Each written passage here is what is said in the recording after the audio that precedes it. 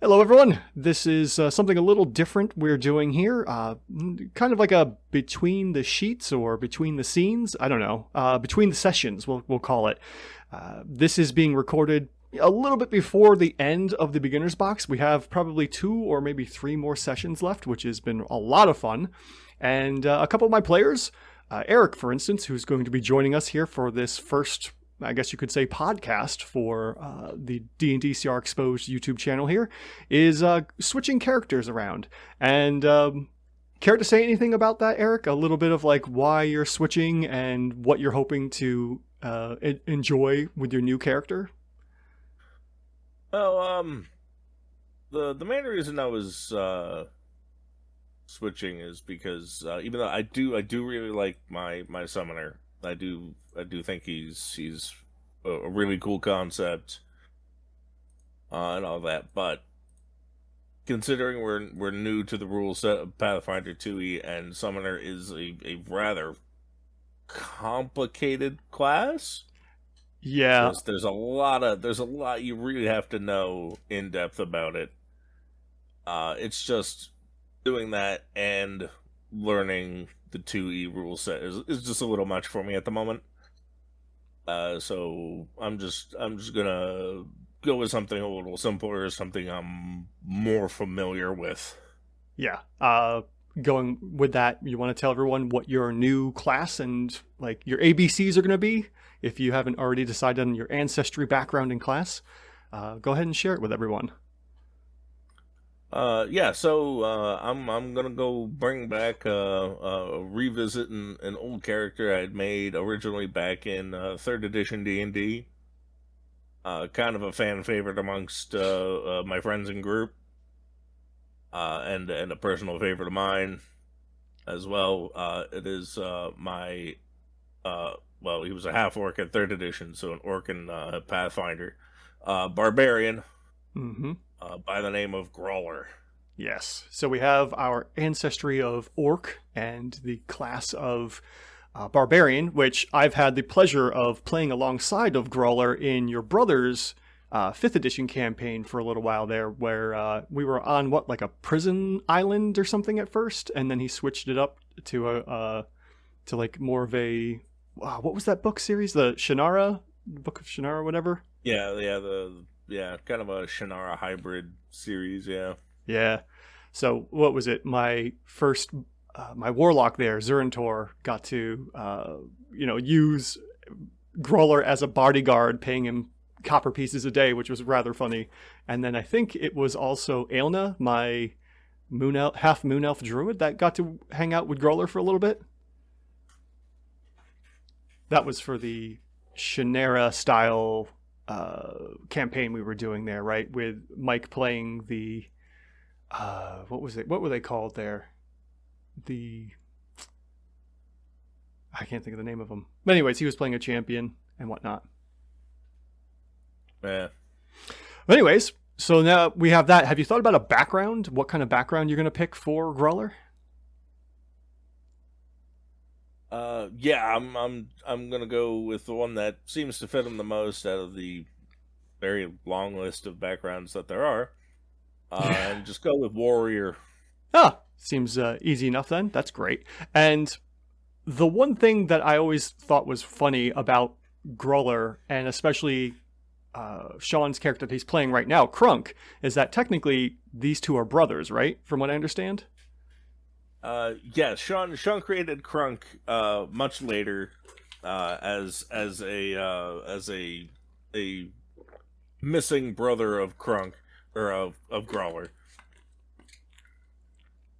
That's pretty fun. I like that idea, and especially since you both are brothers, it's kind of a fun little role playing thing to play out at the table, which is, I think, pretty fantastic. I'm still trying to get Chris to join us at some point. We did play one game there with Justin and what I call my Sunday crew. Chris and I got to play, where Chris was playing Keith of Undaberdeen, I think it was Mountain Dwarf Battlemaster, and I was playing my half orc Ranger Mason, the player's handbook Ranger, which was just terrible. I just picked every wrong choice for that class, and it was great from like levels 5 to 8, and then it just fell through. And every once in a while, Chris wasn't there, so I would play as Keith and just was destroying with his build. It was hilarious. But anyways, yes. So this, I believe, is going to be the first time that Groller and Crunk are going to be together then? Yes. Yes, this will be the first time that the brothers Orc will be together. Oh, I can't wait to DM and GM for this. This is going to be fantastic. There is going to be a lot of stupid going on. Yes, and I think, what was it? We were joking a while back where your nephew was looking at potentially DMing for us a while back. We were going to do the dream team with you, Mike, Sean, and myself all playing characters, and I was going to play a new form of Dalton. Yeah.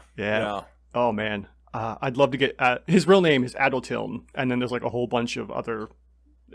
surnames to his thing, but Dalton, I don't remember how that came about, but that was really quite hilarious. I'm like, yeah, whatever, we'll stick with it, because he's a freaking little ADHD gnome anyways, so that was really, really hilarious to mess around with. So having Crunk, Groller, Adaltiln, and then what was Mike gonna play for that character, for like the stupid, crazy dream team? Do you remember offhand? I don't know. I don't know if he was thinking about pulling his frickin' Orlock sea shanty man in there or not. Nah. If I know Mike was talking about moving away from his champion to possibly doing a rogue, so if we do a new character build of like between the sessions here, I'll ask him and see about what he might have been doing.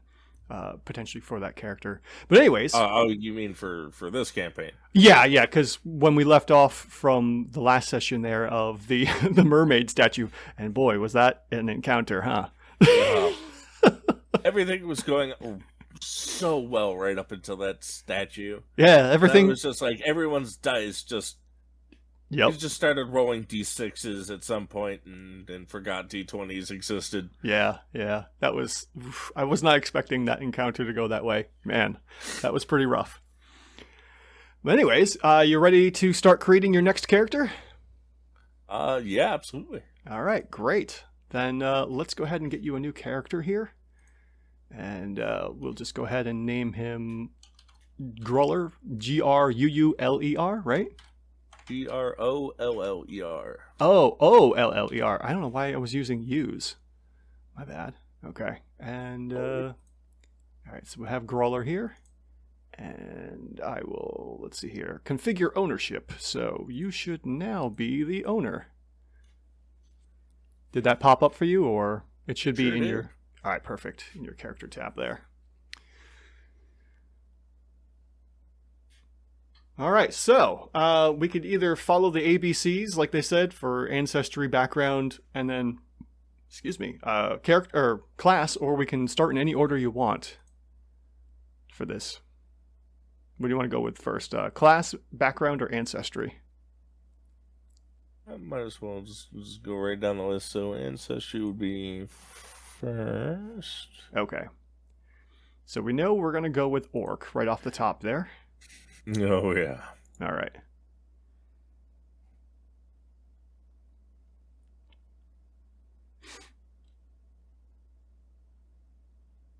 All right, great. So you have your +1 in strength right now.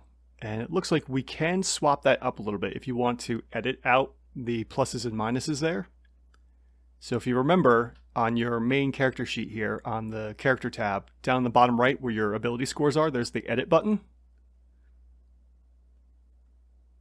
It looks like Orc only gets 1 boost, or you can do an alternate boosts. Oh no, okay, I see. You can either automatically get a bonus to strength and then 1 other, or you can take the alternate boost, which means you'll pick 2 of every type. And alternatively, you can also pick a voluntary flaw, but that's part of the legacy rules for Pathfinder 2nd Edition. So you don't actually need to take a flaw unless you absolutely want to.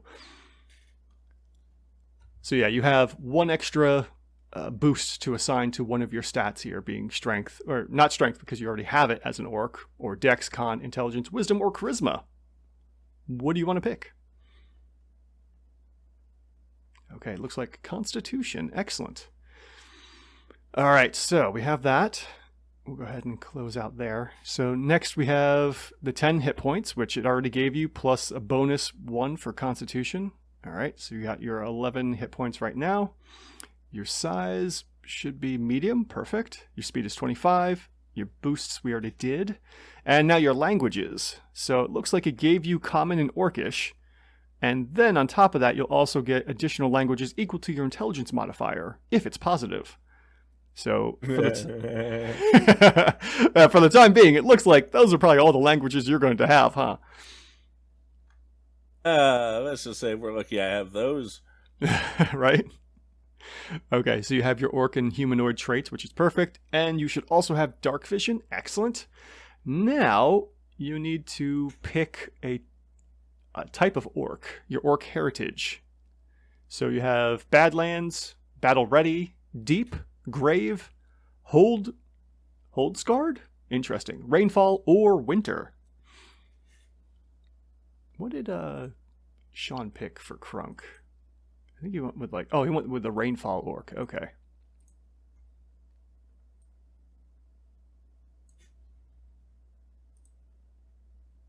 I am going. So let's see here. While you're picking out your heritage, There you are. Badland orcs apparently can hustle twice as long while exploring. Interesting. Battle ready orcs are trained in intimidation and gain the intimidating glare skill feat. Neat. The Hold Scarred orc. Okay. So let's see what that one does. You are part of the community that participates in ritual sacrifications. That's a weird word. Sacrifications or tattooing. Oh, excuse me, scarifications. I'm like, man, that C just kind of jumped around on me. Scarification. I don't know why thought it said sacrificing. All right. Scarification, correction, or tattooing. All right, that's cool. So the marks on your skin show your exceptional hardiness and vitality. You gain 12 hit points from your ancestry instead of 10. So that already gave that to you. And you also gain the Die Hard feat. All right, let's jump over to the feat section here and see if that is already there or not, which is the medal, the little person. Oh, perfect. It's already there. Did you add that or did it give it to you? It just gave it to me. Okay, cool. So for Die Hard, it takes more to kill you the most, which is going to be excellent for Barbarian. And you die from the dying condition at dying 5 rather than 4. So that's cool. You get an extra level of dying. Cool. I like that. That's an excellent combination. Have you been planning this out while after we finished up the last game session there on Tuesday? Maybe. So you're already well ahead of me. Good. Excellent. That's good to hear. All right, so I think that's everything except possibly coming back for languages if somehow you end up with a higher intelligence. That's not gonna happen. Right. Okay, so I guess we can move on to the backgrounds then. All right, so let's go over here. Now you were saying, what was it, warrior as a background? Yes. Okay. I got that down here. And that comes from the core rulebook. Very nice. All right, so let's take a look at the warrior here. I'm looking at it as an offside resource here. So, Eric will be plugging stuff in as he does so here. But in your younger days, you waded into battle as a mercenary, a warrior defending a nomadic people, or a member of a militia or army. You might have wanted to break out from the regimented structure of these forces, or you could have always been an independent warrior as you are now. All right, so we have to choose 2 ability boosts. Let's go back into the ability scores. And it looks like you only get 2 options. You choose 2 ability boosts. One must be strength or constitution. Okay, there we go. So you have to choose con or strength for the first one, and then you can choose one more as a free ability boost. Yeah. So that's up to you. So as a reminder, we know strength is going to be giving us all of our power for our weapons and damage. Dexterity is going to primarily only help with reflex saves. Constitution helps with hit points, obviously, and also with, fortitude saves? I'm forgetting the name of it. Intelligence will give us languages and extra skill perks. Wisdom helps us with will saves. And then charisma helps with other things. I don't remember precisely what wisdom helps us with in the game. Besides certain spellcasters, I think. Okay. But wisdom would be for, like, again, will saves and certain skill checks. Sure. Yep. Yeah. I was just trying to remember what charisma did specifically. I think it's for like spontaneous casters. Yeah. Charisma is for like Ard, sorcerer, summoner. Right. Okay. That makes sense. All right. So we can close. For their casting type. Yeah. All right. So we can close that out for now. So we have 14, 12, and 12 so far down for your ability scores, which is cool. And then let's see here. You're trained in intimidation skills, so let's take a look at your skills to make sure those are all there. And those are in proficiencies. I kind of wish they had named the tab skills rather than proficiencies, because everything else says skills. And then that one tab always throws me off on the Foundry environment here. Yeah. But it looks like we have to add in the warfare lore. Yes. So do you have the add button to the right there or not? Yeah. Perfect. So go ahead and add in the warfare lore, and you're trained in that.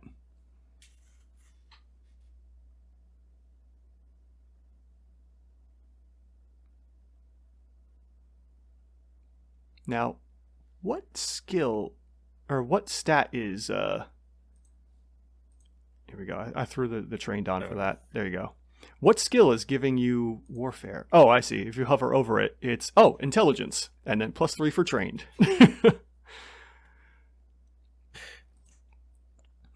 All right. Moving on, the last thing you get for being a warrior background is the intimidating glare skill feat. So let's pop over to that and see. All right. Yep, you have the intimidating glare, which is excellent. And for that, you can demoralize with a mere glare, which everyone has learned definitely quickly how to demoralize monsters. We just didn't know about the whole 10-minute cooldown. Yep.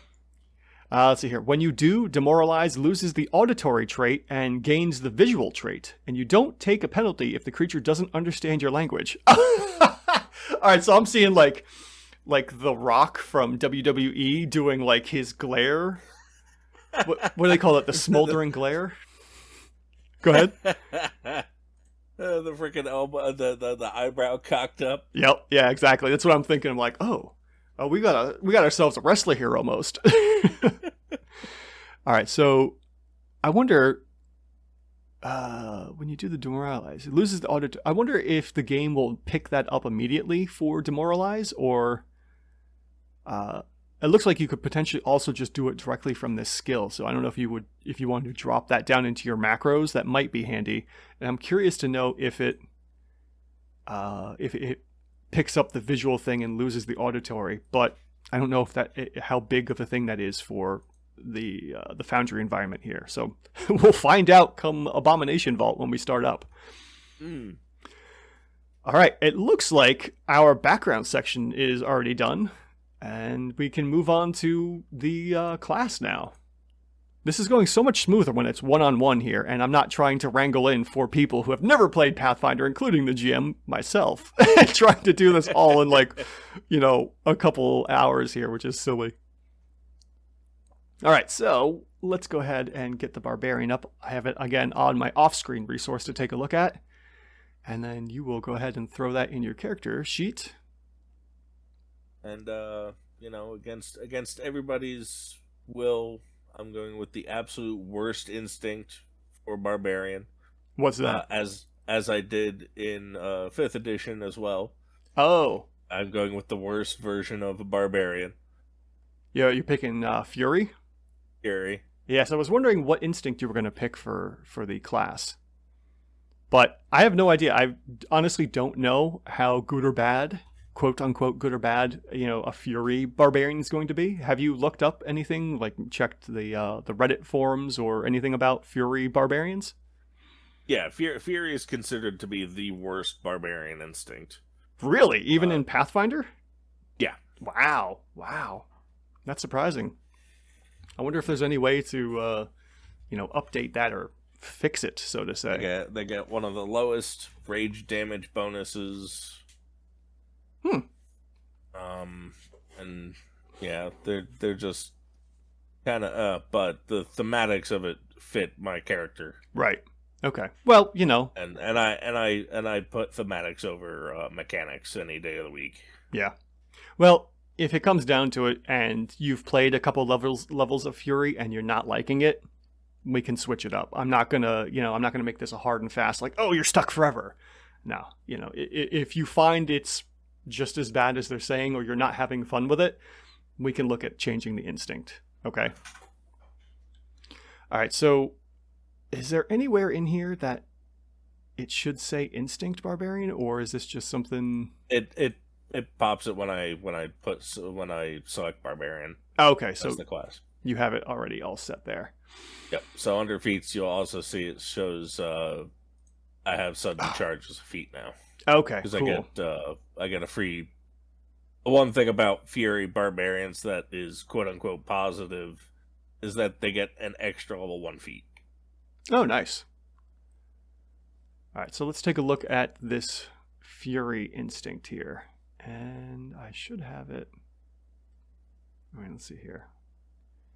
Your Fury instinct, your rage comes from deep within personal. Well, you use your rage as you choose, so you don't have to worry about an anathema, which is nice. Right? Yeah, that's the other big bonus to it is I don't have to play around with anything. Ah, gotcha. All right, so let's see here in the feats we have our first level class feat that you get to choose. Have you decided on what kind of class feat you want to pick for that extra feat there?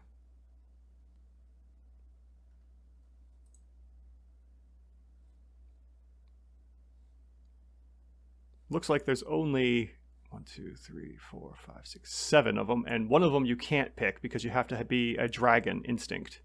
So the draconic arrogance is out, but there is acute vision, adrenaline rush, moment of clarity, raging intimidation, raging thrower, and sudden charge, which has barbarian next to it in parentheses for some reason. Well, I picked sudden charge as my bonus feat from the class. Oh, right. Okay. All right, so that's the one you get for the class, for Fury, right? Yes. Okay, so it looks like you also get an additional class feat. Let me see here. Just double checking some stuff here, because where did the... all right. All right, pick the Fury. Okay, Fury, Anathema, Barbarian feats.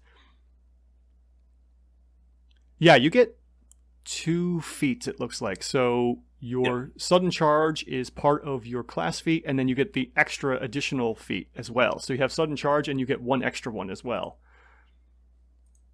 And just to review sudden charge, which is a 2-action charge.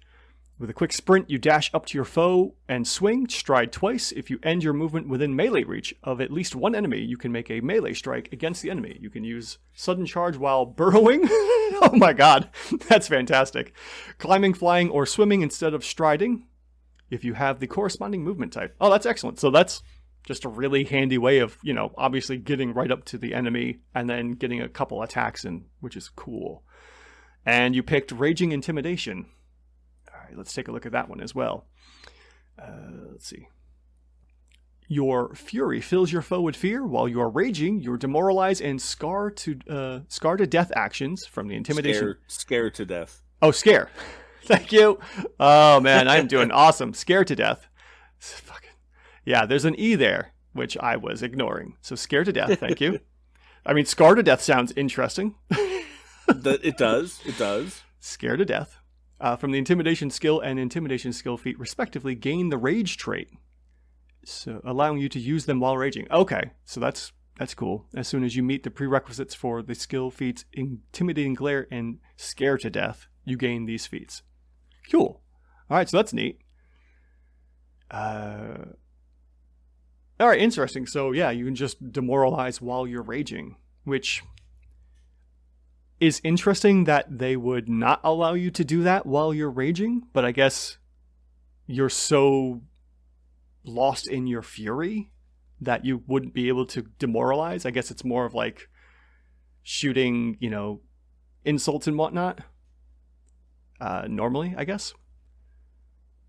Yeah, normally demoralizing is a verbal thing. Yeah. which is why there's always a penalty if the enemy can't understand you. Right. Okay, I want to look at one thing, because while we're here in the feats here, I'm seeing an ancestry feat that's empty. I wanted to see if I missed that somewhere down the line here.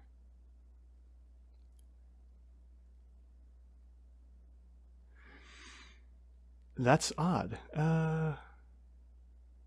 For some reason, it's saying you have an ancestry feat open. Oh, yeah, I do have an ancestry feat to fill out.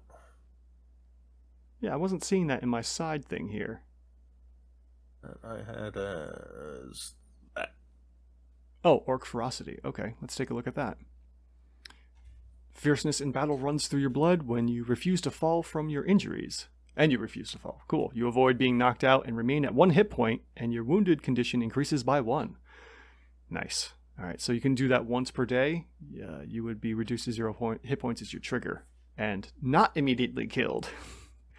All right, so I'm liking how this is working out. This is quite the I'm seeing this as like what I would imagine the typical orc that you would fight in like any type of game, which is fantastic, except for like 5e, because apparently orcs are nothing in 5e. All right, so Orc Ferocity, where was that in the side thing here? Huh, yeah, I'm not seeing it on my side resource here. That's strange, but that's great to have regardless.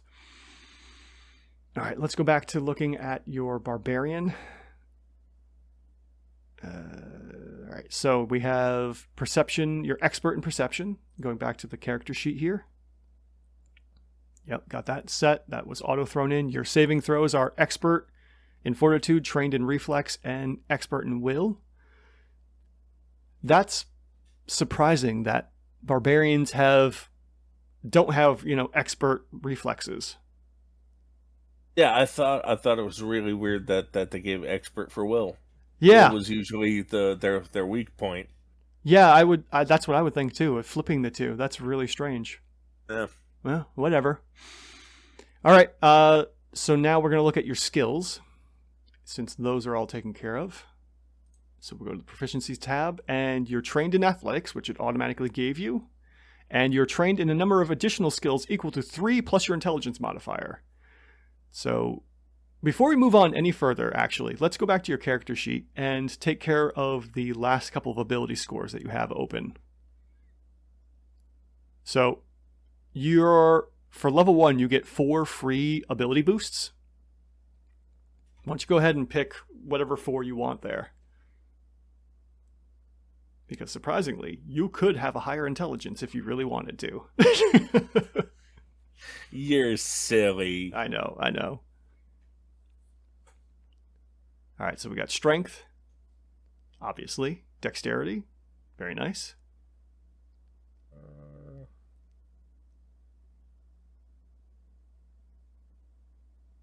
Constitution, yep, not surprised. And then, okay. Yep, and Charisma. Yeah, that'd be good for the demoralizing checks, I'm sure, right? Yep, for intimidation. Okay, so that looks like that's everything there. Perfect. All right, let's go back over to the skills and finish those up. So for your skill section, you get 3 more additional skills since your intelligence is a base 10.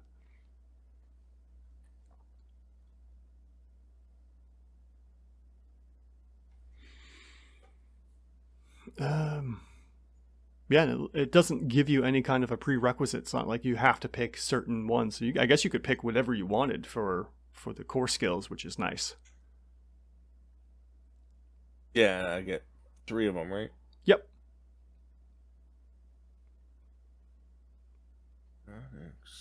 Let's see.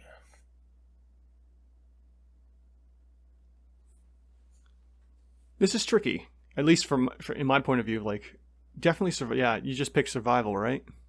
Yeah. Yeah, that makes sense. So that's 1. But for a raging barbarian, it's like, what are these other ones here makes any kind of sense to pick from? Besides what you already have, like the core 2 of athletics and intimidation.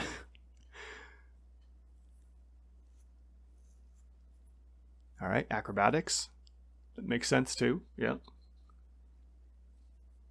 And then one more.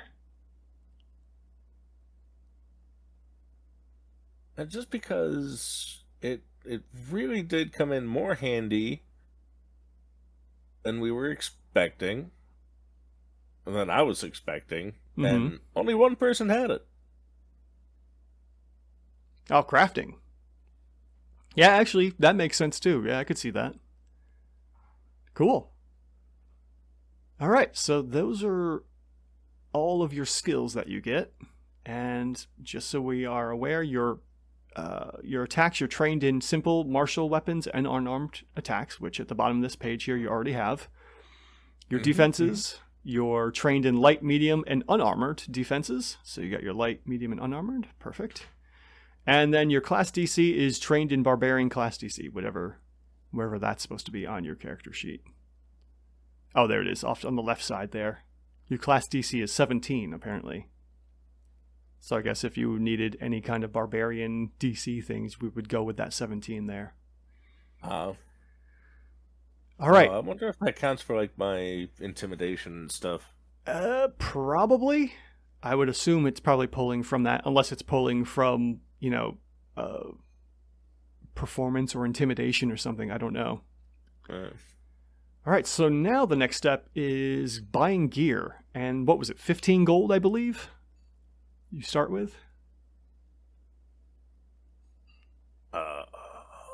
That's a very good question. Let me see here. Quick references.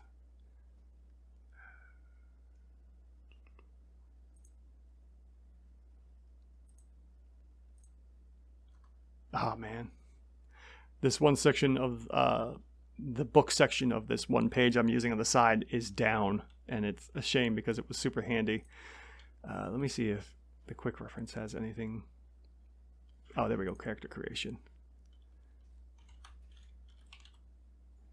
Yes, at first level, your character has 15 gold pieces or 150 silver to spend on armor, weapons, and other basic equipment. Your character's class lists the type of weapons and armor with which they are trained, or better. Their weapons determine how much damage they deal in combat, and their armor influences their armor class. So yeah, you can go ahead and start grabbing whatever equipment from the compendiums pack that you want to drop in there. Let's see here, actions, inventory. While you're doing that, I'm going to start throwing in all the actions, if I can remember them all. I think I have a cheat sheet for that somewhere.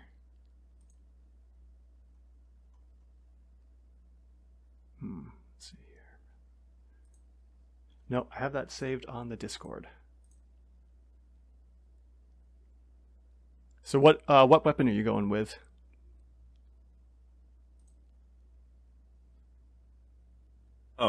Great axe. Okay, that's what I thought. Yeah.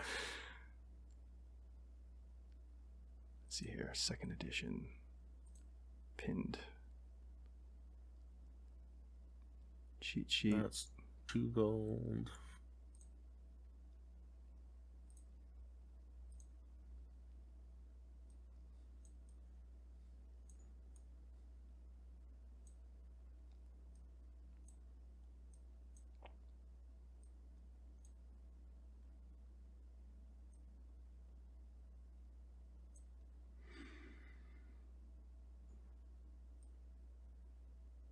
All right, so while you're doing that, let's see here, actions.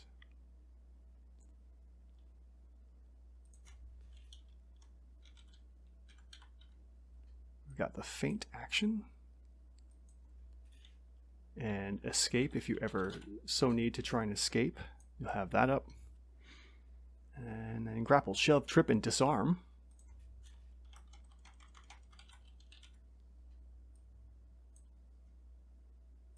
It's funny how these actual extra actions in Pathfinder are so much more important.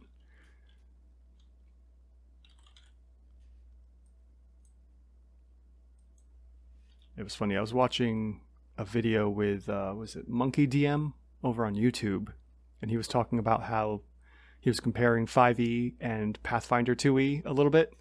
of like, oh, you know, sometimes your actions are going to be like this and you're going to get all these little extras, and sometimes your actions are going to be like this and you're going to do virtually nothing on your turn. It was really interesting to see the differences here and there of each, and where they shine and where they just kind of fall flat, unfortunately. Yeah. All right, so I'm going to avoid the magical actions because Groller and magic probably just won't work. Let's see here. Avert gaze and take cover. Those are going to be some good ones to have, I'm sure.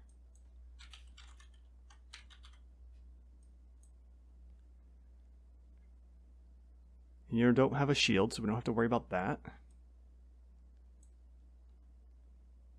What else do we have here? More conflict-focused actions. Delay, ready, create a diversion, bon mot, or whatever. I'm sure that's French, and I'm doing it terribly. Terrible justice.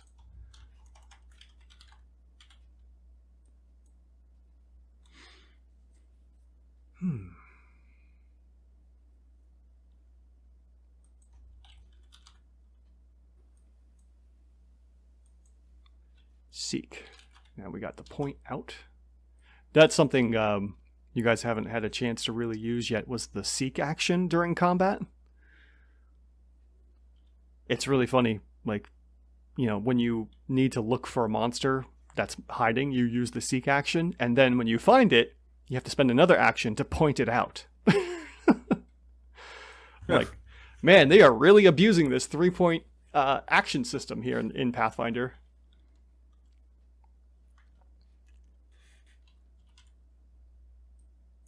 Yeah, they really are.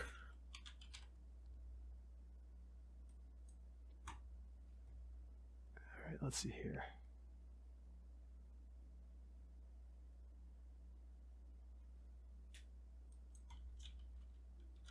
Sense motive. Throw in some stuff in here that seems to make sense. All right, movement, action, stride, step, tumble through, and sneak.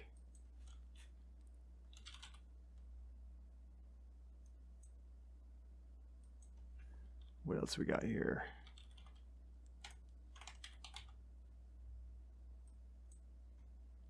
I'm sure there's a better way to do this than just have all these actions listed in your encounter section, but I don't know how to do that yet. Still working on that part.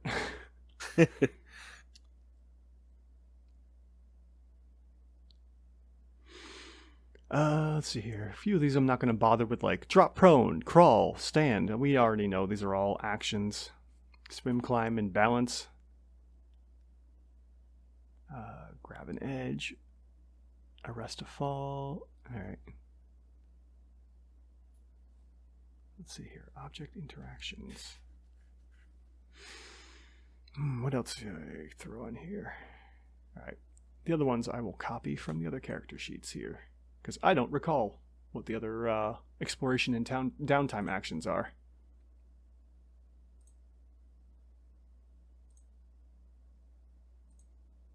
Alright, there we are.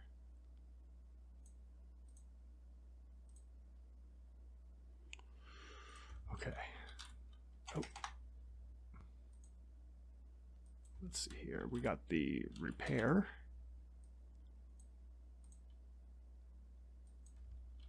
Follow the expert, which is an interesting exploration action, which allows you to get like bonuses or something from the expert of the group. So like whoever's sneaking is an expert, you can get a little bonus from them because you're following them. All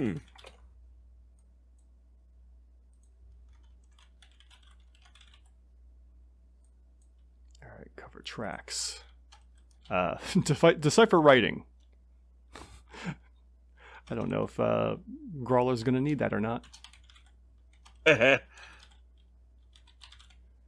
Odder things have happened in the past. Gotta gather info.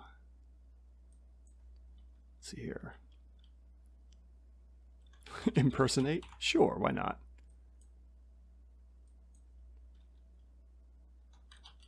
Make an impression. And sense direction. That one should be pretty useful. We also have squeeze, track, and finally treat wounds, which you're not trained in medicine, but I'll throw that on there anyways. All right, and then lastly, downtime.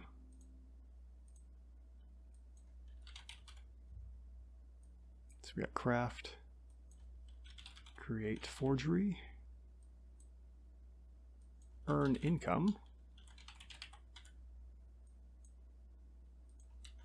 subsist,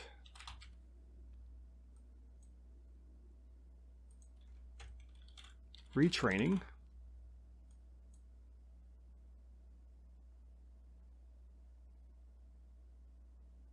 oh, I also missed the treat disease.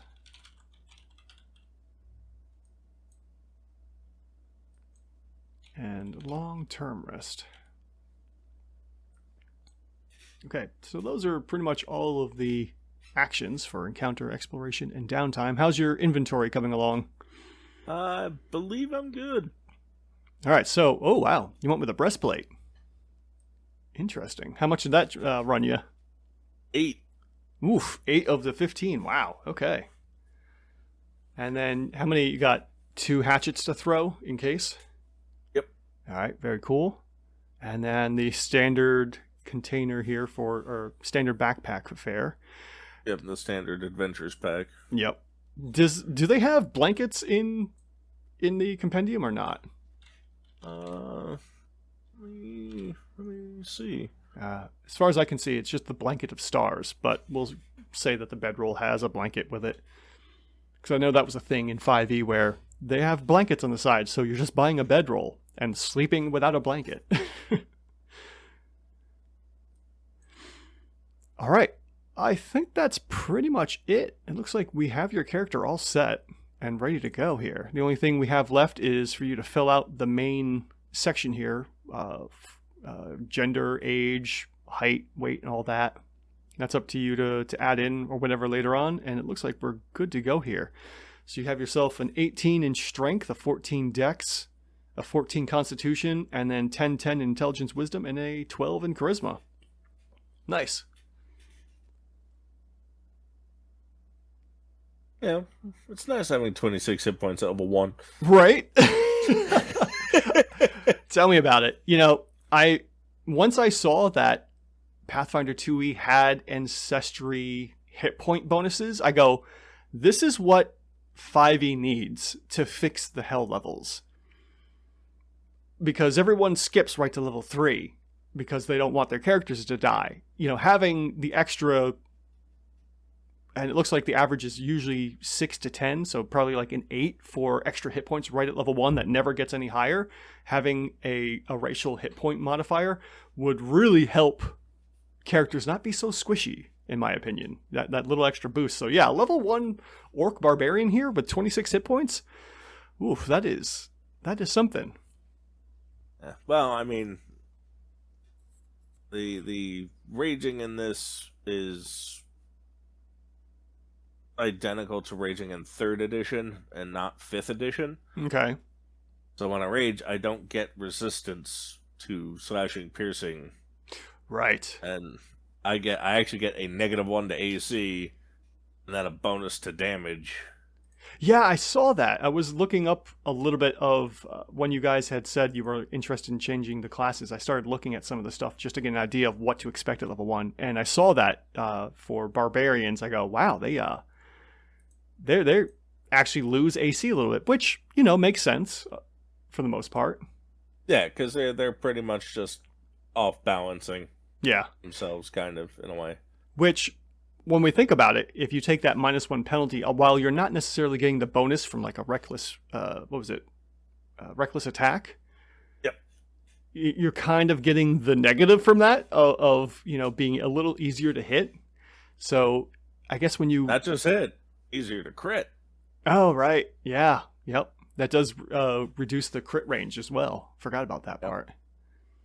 So it looks like your AC will go from 15 to 14 while you're raging then, huh? Yep. Okay. Yeah, let me take a look at that breastplate real quick. Oh yeah, all right. So it's just I'm thinking like it's heavy armor or something for some reason. You get a +1 dex modifier cap, -2 check penalty, and -5 speed penalty. So your movement should be 20 now, huh? I think. Really? I missed that part. Maybe it's yeah, because I'm seeing it. If you click on the breastplate, there's a bunch of tags, and it's saying -5 penalty, speed penalty. Let me see something here. Oh yeah. Well, your speed right now is 25, unless there's maybe a strength requirement for breastplate. Let's see. Check my side resource here. Yeah, you lose 5 feet from it. Your strength is... Oh, okay. So the strength 16, otherwise you get the penalties here, probably, if you don't meet the strength requirement, I think. Otherwise, it might still give you the penalties. I'm not sure. At the moment, it looks like it's not... let me see. It still says speed 25 on the sheet. Yeah. So I don't know if that... Let me pull your token out here. I'm just going to see what happens. Oh, it's not on a grid, so it's not going to drag or anything. Shit, I was hoping to see the color. No, anyway. All right. Yeah, I don't know. I want to say that the strength requirement is probably not giving you the penalties. You know what? Let's double check that real quick. I wonder if there's... Yeah, the quick rules. Let's see, the quick reference. Armor. Okay.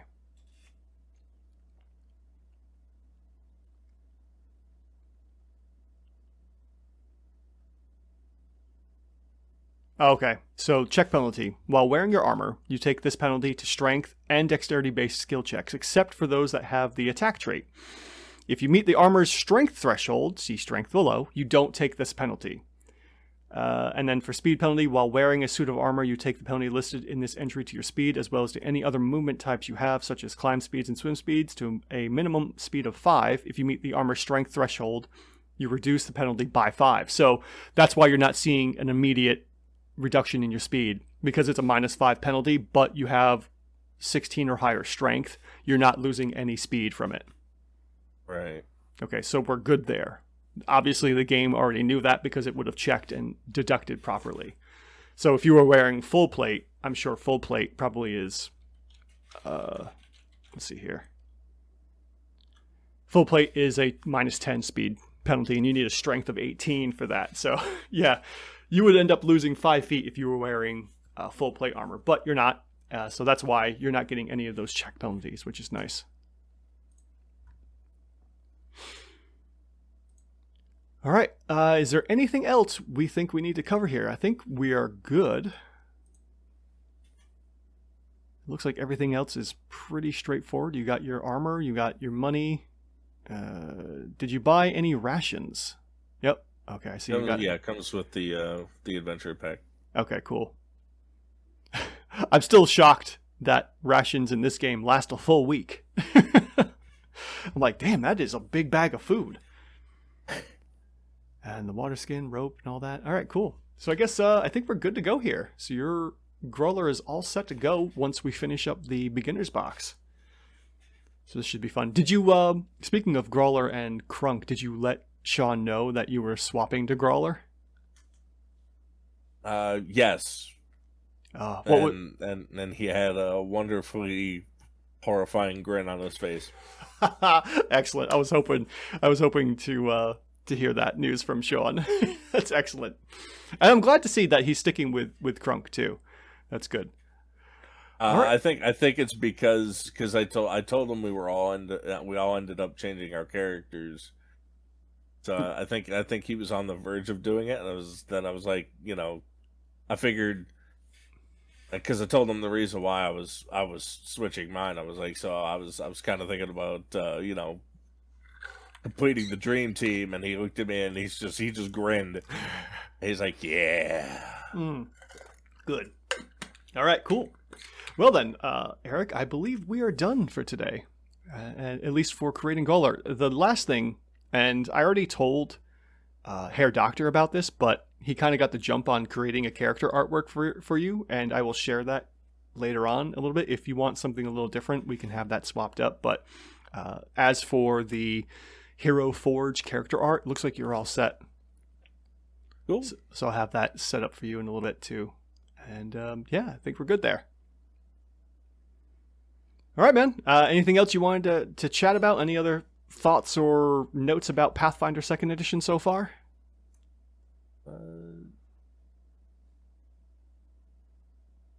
No, not really. All right, cool. Yeah, I do find it right now to be a little bland for like the quote unquote cross classing or multi classing. Right. Yeah, from what I've seen, multi-classing is basically non-existent in Pathfinder. It's more just kind of picking from the archetypes and getting extra things.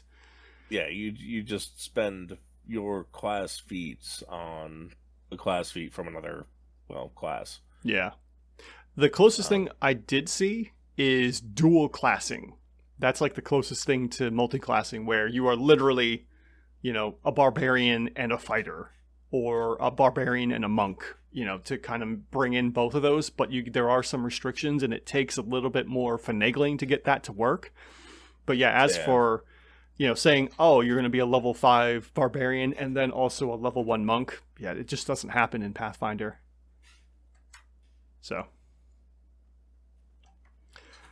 All right then, dude. Thank you so much for doing this little podcast episode, so to say, as like a between the sessions here, and we'll see what happens if I throw this up for it and get that out there. But anyways, thanks again for swapping up and doing this little one-on-one to create your next character. I'm looking forward to seeing how Groller and Crunk behave with the Abominations vaults there, and this adventure path that we're jumping into next. It's gonna be fun. Oh yeah, I can't wait for it, and you know what Growler's got to say on the matter. Groller gonna smash him. Oh, definitely. All right, so I'm gonna go ahead and end our recording here, and then we'll jump in with my next recording, probably with Scott, since he's already ready to create his next character as well. All right, so thanks everyone for listening to this podcast episode. I have no idea when I'm releasing it, but there will be more to come, and possibly even more podcast episodes in the future. We'll see what happens. Thanks everyone for listening to this, and we will see you in game. Later.